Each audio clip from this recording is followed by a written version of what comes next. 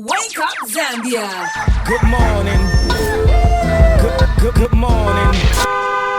A brand new morning experience is coming your way. Introducing the Power Breakfast, where the queens of breakfast serve up the hottest conversations, freshest hits, and everything you need to start your day right. Catch the Queens of Breakfast every weekday from 6 a.m. to 10 a.m. on Power FM and Dstv. And no, this isn't an April Fool's joke. It all begins April 1st. Power up your mornings with the Power Breakfast. Power Breakfast. Yes, Mduva and Hassan, or rather Hansi and Saboi, YDN with Mamasita. Coming up next is the voice of the people, and we're giving you a chance to speak up. And in the studio, our guest is a woman who I would say champions women's rights and shows that truly it is possible. And if you speak up, you will be heard. It is the very own Saboi Mboela. And once again, if you also want to have a conversation with her, you can definitely call us up. That's on 0955 997 997. Voice of the people is up next. Turn up the volume. Power FM keeps the hits rolling. Voice of the People is a dynamic and interactive radio phoning show that gives listeners a platform to voice their opinions on current affairs, social issues, and community concerns. With engaging discussions, expert insights, real-time audience participation. Voice of the People. This is Voice of the People right here on the Power Breakfast on 91.3 FM. You can also catch us live via our Facebook social media platform, that is Power FM Zambia, and also Dstv on Topstar, that is channel 92. Now, gracing us with her presence this morning, we are joined in by the president of the National Democratic Congress Party, and that is Saboi Mboela. Apart from that, she was very much active in the music industry. That was in the 90s, and she was giving us hits after hits. She was part of a group called Chattel. Good morning and welcome to you on the show. Oh, thank you so much. Good morning. How are you? Well, we're doing great. Thank you. Thank you very much for joining us on Voice of the People. Thank you. And first of all, I know this might sound like a tough question when they ask you. Tell us a little bit about who Saboi is. I mean, you have managed to accommodate yourself with politics as well as transitioning from the music scene. And now maybe I might feel like people who have known you now might have not known about your musical background. Exactly. How has it been for you? Well, it has been very good, I should say. Very, very interesting. You know, my path, my life has been one hell of a journey, you know, and very interesting, I should say. I normally joke with my friends to say that if I die today, I'd go to God and say, God, thank you for the life I led. You know? And also, I normally give that as advice to people to say, do you know, be happy with what you do. And for me, also, the transition has not really been a difficult, if I should say that, because at the heart of all that, I've just been an activist, you know, whether it's in music, whether it's in politics, whether it's at school, wherever. I've just been an activist, even at home. When we were growing up, I was that child where when we want to say something to mom, everybody was scared. They'd be like, Saboi, go tell her. And I'd get beaten, by the way. I'd get beaten. Only when I grew up, then my sister or brothers would be like, go tell mama, go tell her yourself, you know, because later on I knew to say sometimes when you speak, you get in problems, you know, but like I've said, yes. So at the heart of all that, I've just been that activist that wants to say something right, or and if it's not, maybe just talk about it so that things change. What prompted you to pursue politics? What prompted me to pursue politics, I think, mainly it was my friends, I should say. I remember in the music industry, people like Sister D would always tell me, Saboi Jr., you're going to be the first president of this country. I was like, Sister D, I'm not in politics, I'm an artist, don't say that. My ex-husband, funny enough, would always say that as well. You'll be the first female president, and I'll be the first man, you know, so I would talk about that. And as a women's rights activist, I can tell you that just from research, a lot of people have problems getting into politics because, number one, they're not supported by their spouses, you know, their partners just in their homes.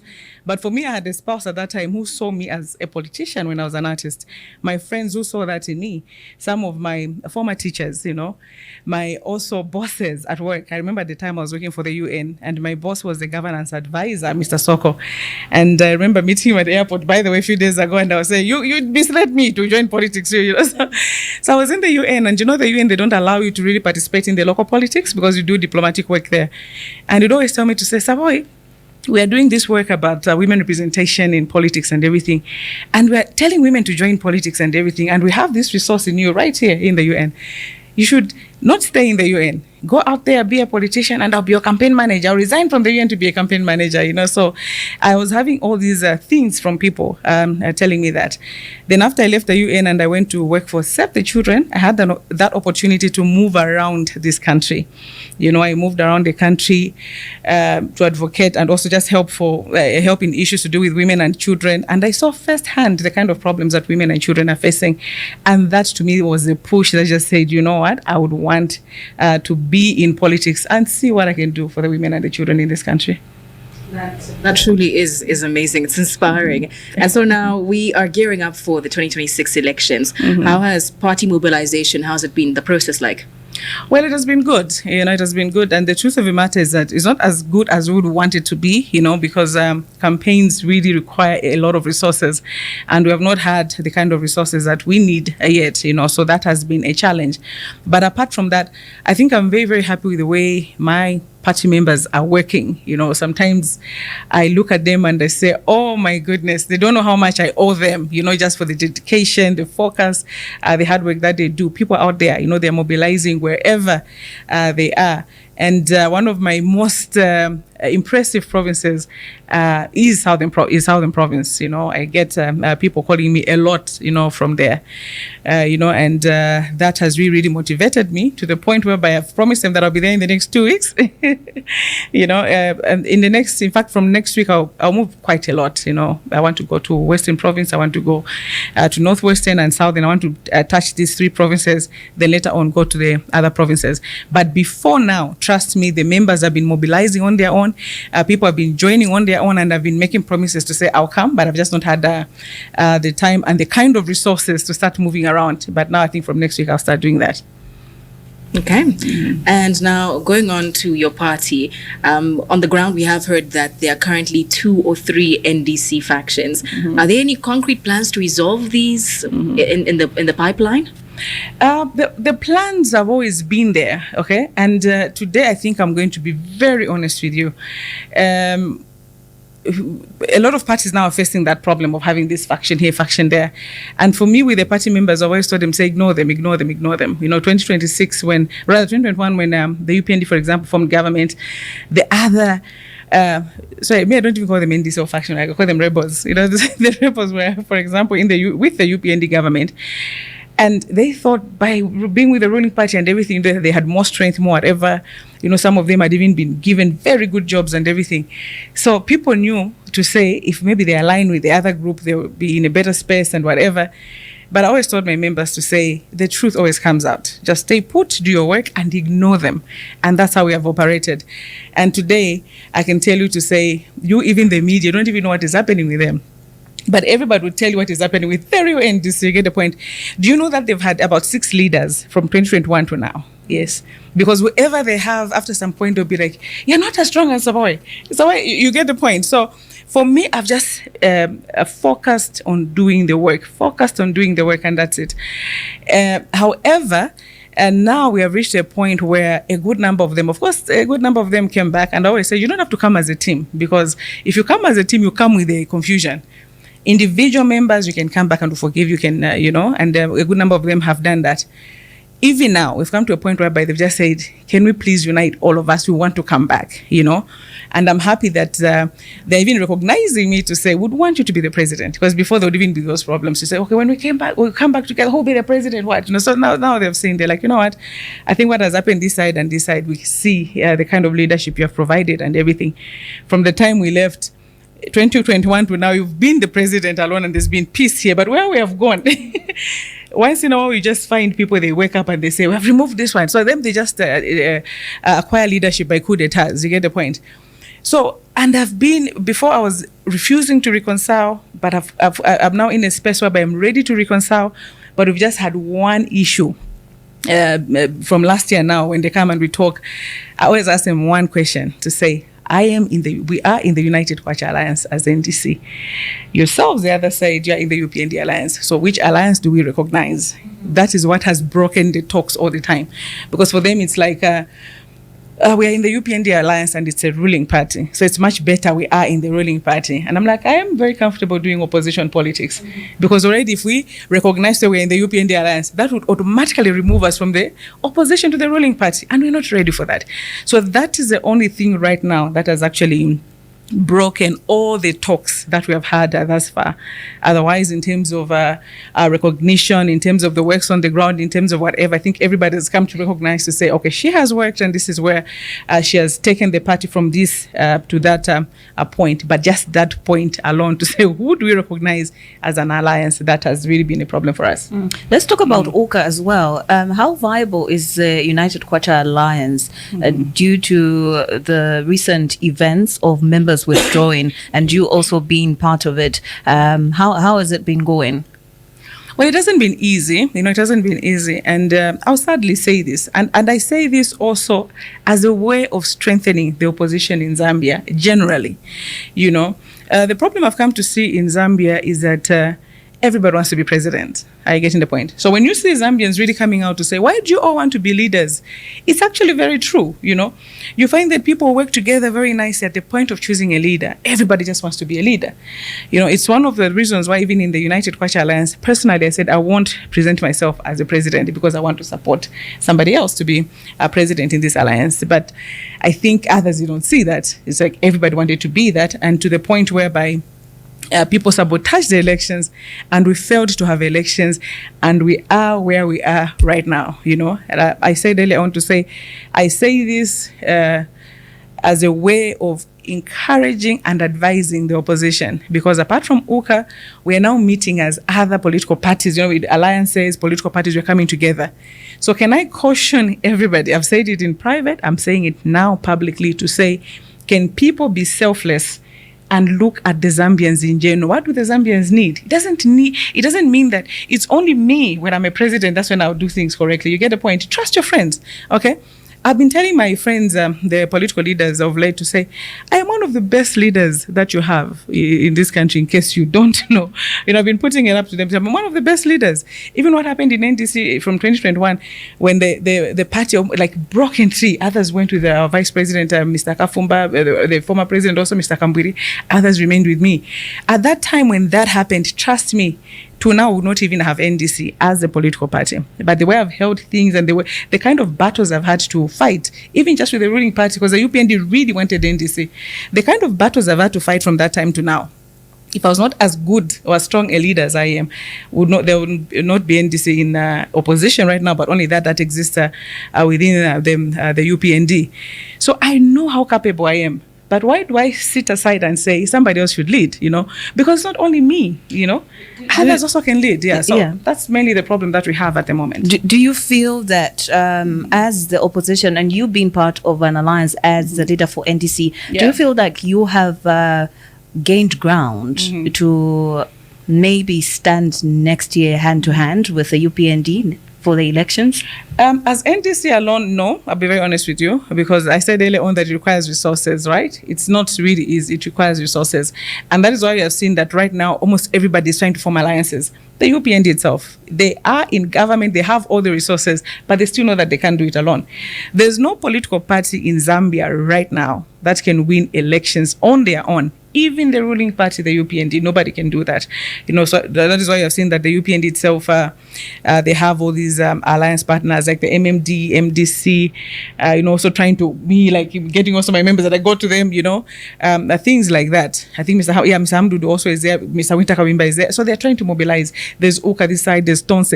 Everybody's just coming together. So even me as NDC, alone as a political party, certainly I don't have the resources or the grounds to really campaign. So when we come together as alliances, I think it strengthens us, because somebody else is able to go this direction, that direction, and things like that. Do remember that this is Voice of the People. You can call us up, send us your messages as well. That's on 0955 997 997 or on 0979 192485. If you've got any questions, comments, we can definitely ask them and we'll take your call.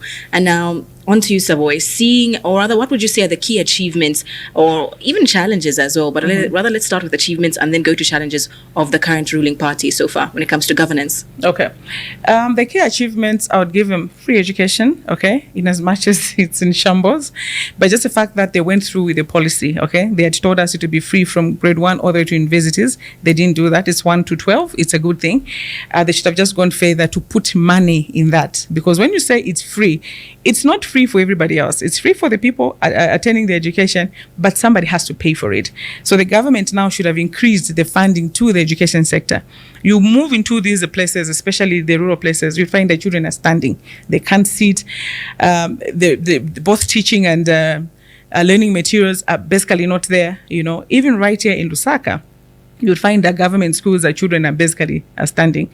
So free education is a good policy. I'm one person who believes that Africa will only be liberated if we educate our people. Yeah, Mandela said that. I say the same thing. So number one, I love that about the UPND. I've seen that in Namibia right now, the female president, you know how women work. For her, she's already declared free education and they're starting, I think, next year from grade 1 all the way to university. So we really, really have to do things like that. Yeah. So I applaud the UPND for that. And if I was to form government, we had formed government ourselves, I think it's something that would uphold and probably even ensure that we give funding, more funding to the education sector, and even push it all the way to tertiary education. You know, then the other success of the UPND is the issue of cadreism. You know, I always tell people to say, I was a member of the UPND and I know how violent UPND cadres can be.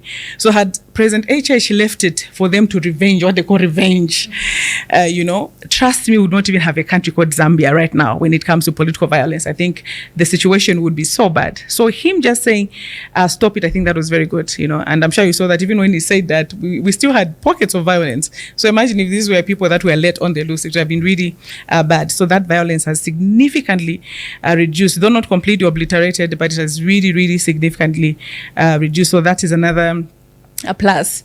The third plus, I really don't know. For me, it was no wonder every time I even give them marks out of 100, I normally give them 20 out of 100. And so those two, then all the other things can maybe get in there, you know. But for me, those are the two biggest achievements, you know. 80%? 80%, no. The 80% for me, if you look at, for example, the economy is on its knees at the moment. From the fuel prices, food prices, just say, what is this? The cost of living, things are very expensive in the country. You know, if you look at the education sector, which I talked about, which has a plus for them. For me, when I look at the other side of the teachers, first of all, teachers' houses, you know, the conditions of the teachers in these rural places, it's really sad, you know. And also teachers normally advance themselves. You know, you find that in government, they're encouraged to go back to school and upgrade themselves. They're doing that, but in terms of advancement, you find that teachers are not really being advanced or promoted or whatever it is. So that also is a problem. If you look at tribalism, you know, and this is something that they actually arrest people for, but I'm going to say it because it's a fact.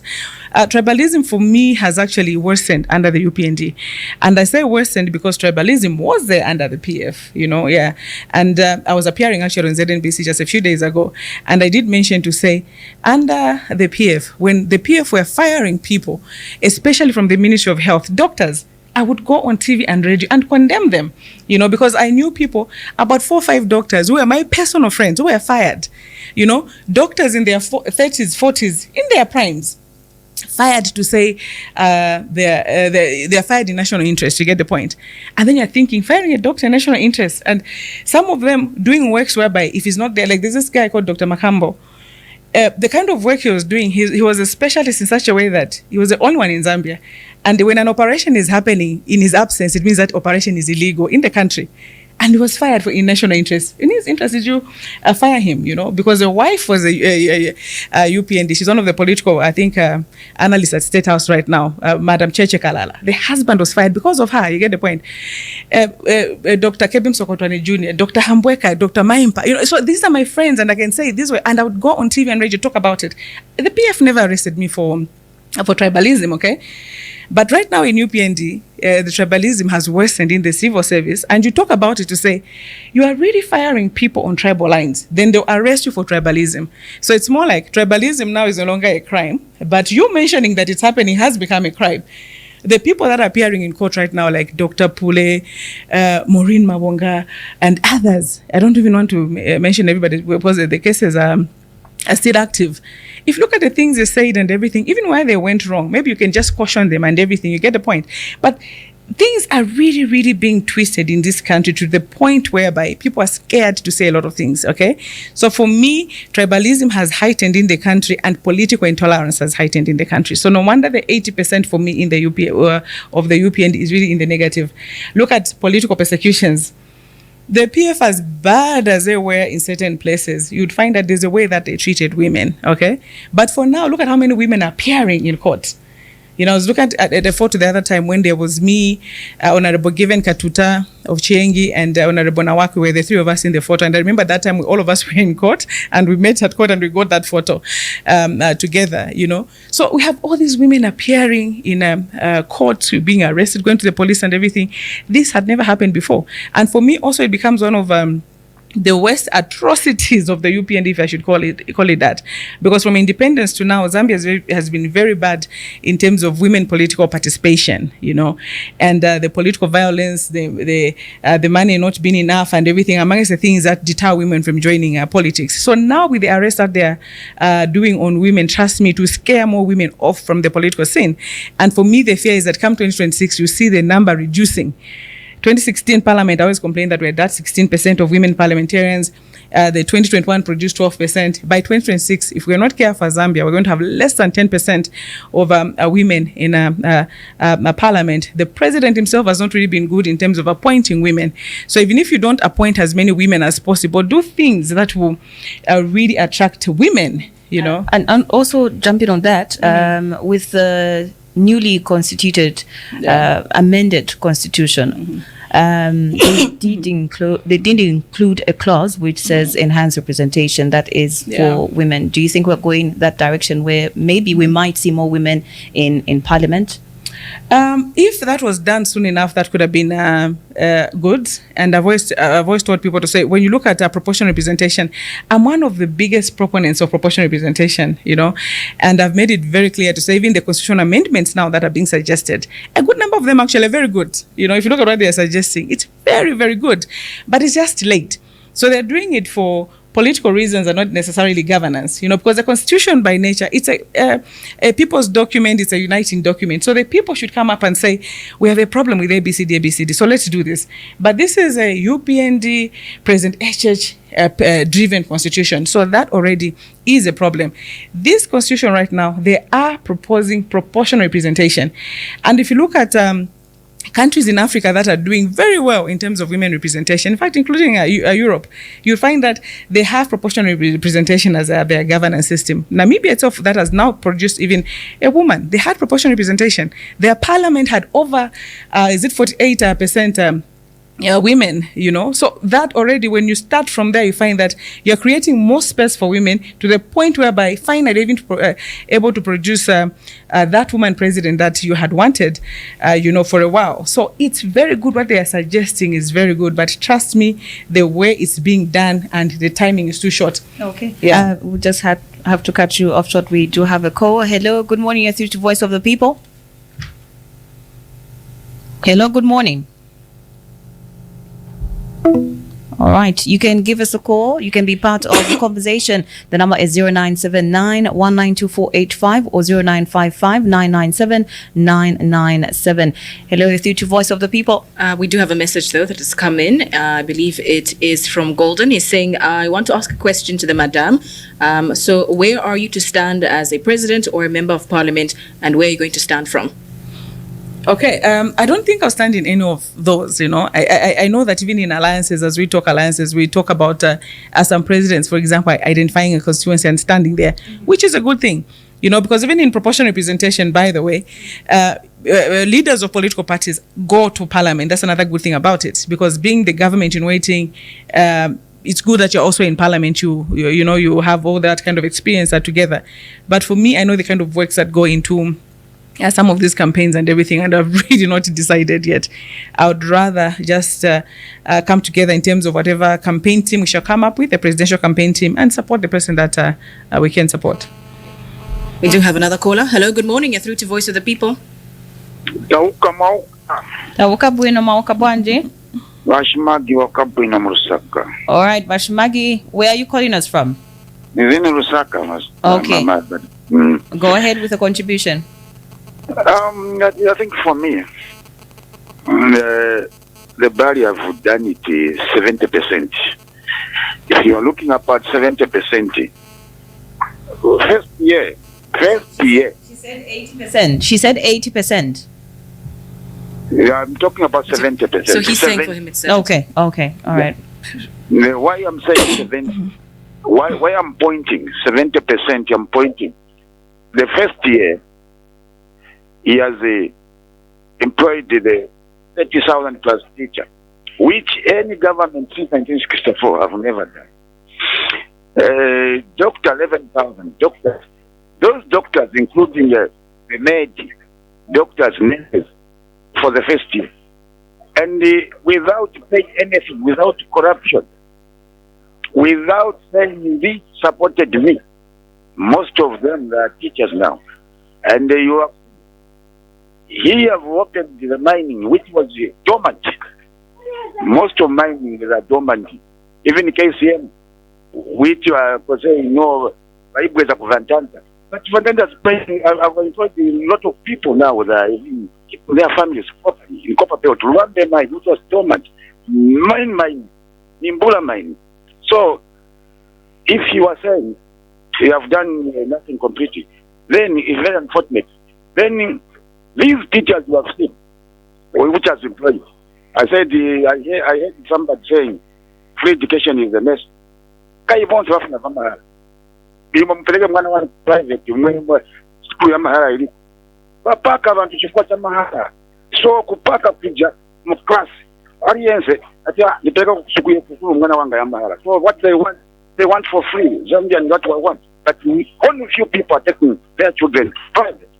So then 30% ya many asara is only to work on the economy.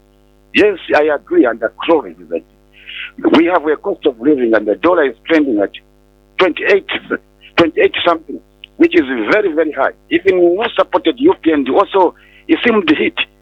So this is a problem. That's why we are saying that let us work on economy. All right. Why people? Okay. Listen a little bit, my sister, before I go. Mm-hmm. When people vote change, the first issue is to bring food on the table and to lower cost of living. I thank you. Thank you very much for coming through. He did touch on the aspect of education. Mm-hmm. You mentioned that overcrowdedness is a factor that is happening in classes. Mm-hmm. Now, we did have somebody from the UPND who did say that it is because of the underutilization of the CDF. Do you think it's true? UPND has the funniest answers. No, it's not true. Certainly not. Like I said earlier on, they should increase funding to the education sector. The reason why they could be able to employ as many teachers as possible, and I say as many teachers as possible because there's no evidence it was 30,000. So they employed quite a number of teachers because the PF had built schools. From 2021 to now, tell me one school which the UPND has built, okay? For them, they're doing the so-called classroom blocks. It's not enough to just build classroom blocks. Build schools, and especially boarding schools. If you look at the levels of teenage pregnancies and marriages now happening in the rural places, it's because there's an advent of what they call weekly boarding houses, okay? Children in rural places still move long distances to the nearest school.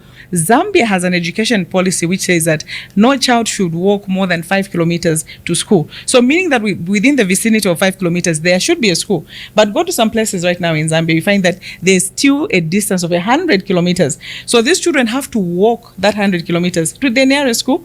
So because they can't go back, they live in these so-called boarding houses. And there'll be, let's say, 15 or 12 children in one small hut. living there, and the men in those areas are taking advantage of them, and with that a lot of them are getting pregnant, they're getting diseases and everything. So if the government is able to build more boarding schools, the children are going to be in a safe learning environment. So that's what we want. The issue of them standing and not having that good kind of environment, children go to school so that they have a better future, but if they go to school and fail to learn, what I normally say that it's not enough to pass through school. School has to pass through you. You need to get educated. Once school passes through you, you come out on the other side, you're going to compete fairly. Look at the two of you right now. Get a rural child or somebody who completed maybe from the rural places who failed to have a real education and put them on the same table. They can't get employed. You get the point? Because you had the right kind of exposure, the right education. And so even your opportunities are different. In the rural places, I work a lot in the rural places, and you find that even when I go in places, let's say in Northwestern Province, where people don't speak, let's say Nyanja or a local language that we understand, both of us, or, you'd find that you have to get a translator, maybe a county translator, because they can't speak English. And these are grade 11s they're talking to, So I tell teachers, but what are you doing? Are you getting the point? And this has been not necessarily just under the UP, and it has been there for a while, whereby the education levels in the rural places, for example, the quality has not really been so good. And free education has actually worsened it. So for me, as a person that actually works so much in these schools with these children, I want to see a situation whereby we really get children to be educated. Let's have an education that is quality education. And that is why one of the promises that we promise you as NDC, with whichever alliance we are going to work together, is that when we talk about free education, we would want to see free quality education that really educates our people and empowers them, so that they're able to really compete with an urban child when, for example, they complete school. We do have another caller. Hello, you're through to Voice of the People. Good morning. Madam, studio. Bruno Wanji, where are you calling from and what's your name? Guess what? Studio. Tawaka Bruno, daddy Mwakabwanji mwe. No, nani wakapuino zidanga ne fraser nitume kwa BCCI. Okay. Madam, nelo anje ko find out for free education. Free education, my pupils wafunga wangati mu class. Why afusa so because nena monga especially paka mwana my pupils almost 115, 120. Nikalama buku ya wafana wanga. Wafana walemba sivili bushe bosi. Wasile mwenye waputi kufemu wakanga sana kwa mtoka kama shule mwenye free education. Wanaona mskuba mklasa kwa kama wangaji. Benchi dangu constitution hii. Ushe pale manje hapa. Kai uyaredi hali. Watende hali kwa milioni kwa pansi. Ushe zapata mambo public still kuna. Wakati fosia udii wacha amendi. Walikuwa interest kwaji. Pale manje. Whereas now you say Zambians they can not see maybe chakula chizachipa, pro zachipa. But that now vilipa mwamba. Hivyo ngani yao ngamata mburu kwa msinacho pangalaye ukolewa kakwela wochipa. Uantili tinao bana wetuno wasela ni 50. But what promise atuuza twaje kukasiu so disabi ngadiga zawo kwaje. Tazari kwa kwaya. All right, maybe you might want to answer his question. Yeah, great questions are there. Thank you so much. Yeah, so number one, like I said, it's something I talked about earlier on, the issue of overcrowding. A normal class should have about 50 or less pupils. So 116 already. Those are double classes. I go to places where there are 150 children in class, 200 children in class. It looks like a stadium. People are watching a match or something like that. There's one teacher who told me to say she teaches 250 children in one class. I don't want to say the name of the school because I actually want to go there physically, get photos and report on it. She told me, I have 250 children in my class. I was like, that's the worst case scenario I've heard. And teachers, especially those of mathematics, are even saying that we don't even mark the entire term. We are not even marking pupils anymore. When they finish writing, you tell them to exchange your exercise books. So they mark each other, They mark each other. And you have a situation whereby some people won't even put, they can't even put, answers. They'll wait for you to say the answers. They write the real answers and they correct them. You get the point. So what I'm saying that it's not enough for them to be in school. They really have to learn. But the environment which has been created right now, it's a way whereby we are now even widening the inequalities, because education by nature is supposed to be lessen the inequalities, but with that kind of bad education, you find that the children are in school, but the inequalities are not really being narrowed. He talked about the issue of the constitution amendments. Yet again, what I mentioned earlier on, to say a constitution should be people driven. So he's right by saying, as the people have said we don't even want the amendments, why are they forcing it on us? And that's what all of us are asking, really, to say, why are you forcing it down the throats of the Zambians? The Zambians are saying that we have more things urgently that we need to look at. Let's look at the cost of living. Let's look at the cost of fuel. Let's look at all those things. Electricity. Why are you leaving this and going to the constitutional amendments, which is also an expensive undertaking, by the way? So all these things are things which Zambians now are worried about, to say this government is not really serious.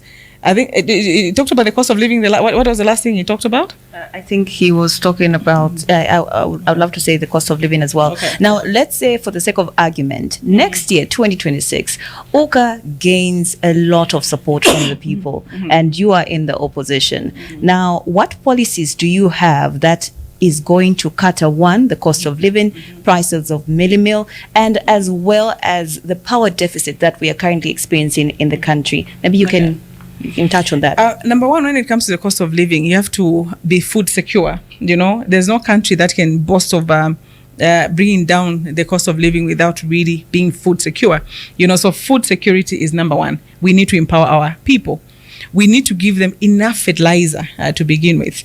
I'm seeing the UPND suggesting agricultural loans and everything. You can't do that.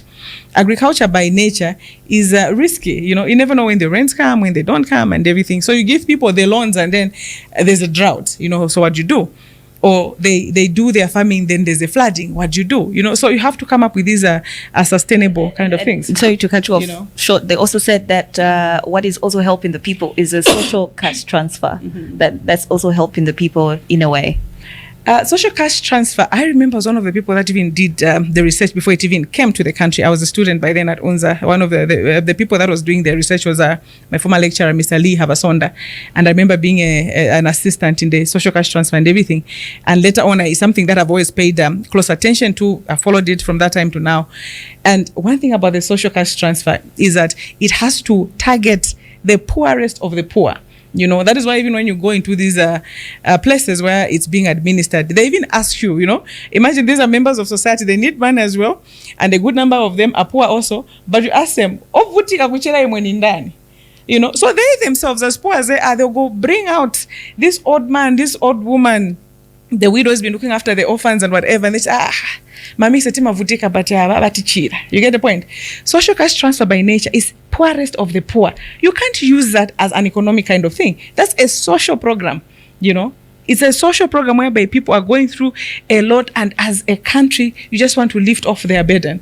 So the kind of things I've been saying, that the kind of answers UPND gives, trust me, there are things whereby you wonder to say, okay, do they even discuss these things before they go to the media and give us these answers? So social cash transfer, trust me, it's definitely not an answer. Okay, let's go back to the question. How are you going to address the power deficit, load shedding, high cost of living, and as well as the meal prices? Okay, so I talked about the food security. Number two, when it comes to electricity, I'll talk about the nuclear plant. For example, we had this meeting at one point sometime last year with the Russian ambassador. He talked about the nuclear plant that they donated to Zambia, and what is this? The students that they actually sponsored to go to Russia and start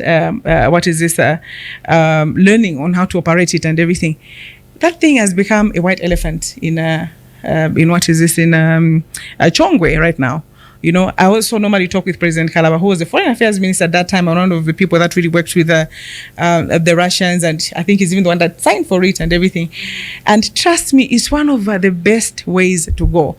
You can use that nuclear plant to ensure that you run away from all the time, hydropower. There are other sources of energy. Solar as well. Zambia has all this sun. When you move into a good number of these countries, go to Europe, go to Japan right now, you find that even their buildings, you find it's glass all over, and they'll tell you it's like this because it's solar, and they have little sun, Japan, which does not even have sun, they have all these tents whereby they have to trap the sun to ensure that their crops have a little bit of sun. All that kind of technology. And here, where God has given us this natural sun, we are failing to utilize that. So alternative sources of power is very, very important, especially in a country like ours that has so much sun, and also the Russians have been very good with that.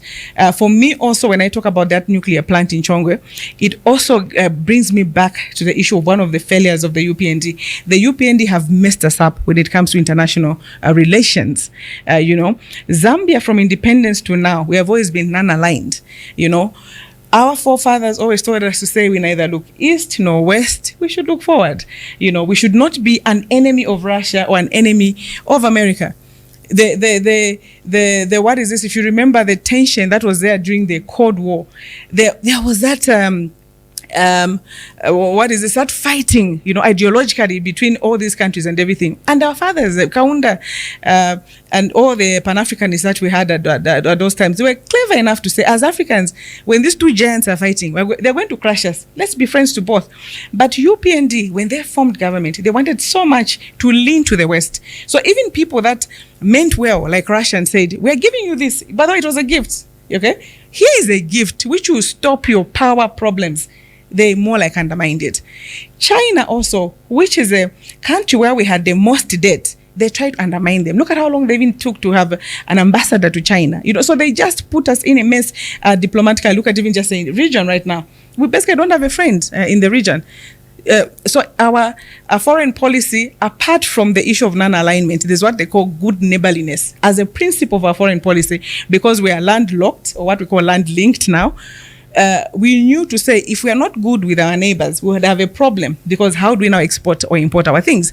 But UPND has messed us in all those areas. So these areas, you'd find that there are things that we are suffering right now locally. We just have to do with the way we have done our relations under the UPND. So these are amongst the things that we're going to also sort out.